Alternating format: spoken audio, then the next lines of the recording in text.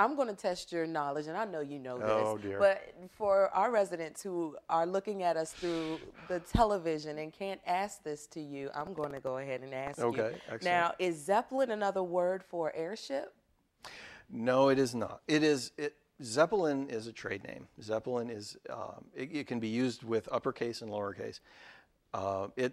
What I like to tell people is calling all airships Zeppelins is like calling all airplanes Boeings. Boeing is a kind of an airplane, but it's not the only one. Zeppelin is a company that existed. It still exists, and it recently started making airships again. But it's most famous for building the kinds of airships that were like the Hindenburg from the, I believe, the 1890s all the way through the 1937, 38 when the Hindenburg crashed. See there, he knows his stuff. I Paul Lagasse, author here and writer, who is sharing his book, Seeing Through Clouds, A Story of an Airship Apprentice.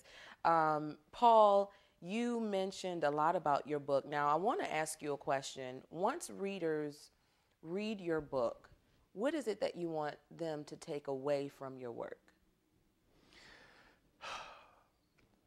One of the characters in the book is Eric's uncle. And he has a kind of a similar conversation with Eric. What's important? What's an important thing about life? And Eric's uncle is a farmer, so he's not a well-educated man. He's a very practical man. And Eric and the uncle are talking about how can you feel, how can you live a meaningful and worthwhile life?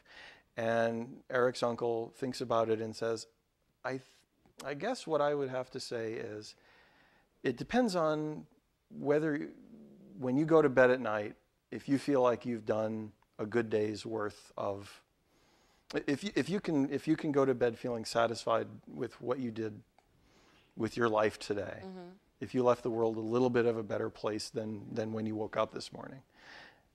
And what I've tried to do is I'm trying to tell a story of a bunch of people who were faced with wanting to do just that in a world that really wouldn't let them.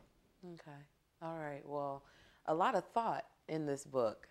You didn't just do this overnight, it seems. No. You really researched and did your homework. This is the book was written over the span of about a year and a half, but the idea for the book actually was, I started writing it maybe 5 years before. All right. So, well, I know, like you mentioned in the beginning of the show, that this is not your last piece of work. No. In fact, what are some things that you're working on now? Well, my own writing. I recently finished a novella, which is a little bit shorter than a novel. Okay, because I was going to ask you, what's a novella? There's a lot of debate, but there's short stories, novelettes, novellas, and novels. Oh, okay. And people will get into arguments over where one stops and one begins. So I call it a novella.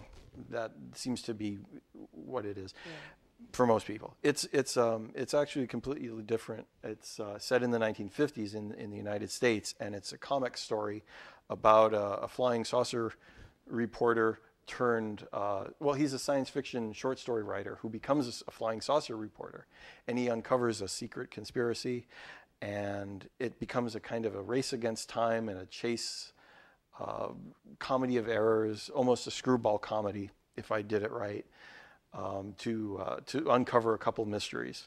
Yeah. So very nostalgic, I think. That's my historian that's your again. Thing, Absolutely, That's yes. your thing. Okay. Well, Paul, it's been great talking with you today. Too. Thank you for bringing your book by. My pleasure. And thank you for telling us about your book, Seeing Through Clouds, The Story of an Airship Apprentice. And if you would like to get more information on our author today, please call the studio, WOCV. We would love to give you any information on our authors for Author Showcase. The number you can call us at is 410-663-3013. Yeah, I have it right. 410-663-3013 if you want any information on our authors for Author Showcase. Well, I'm Tameka Wilson. Thanks for joining us. If you'd like to watch the show, again, from start to finish, do that at 2, 7, 9 p.m. and 12 a.m. for Good Morning Old Crest. Have a great day.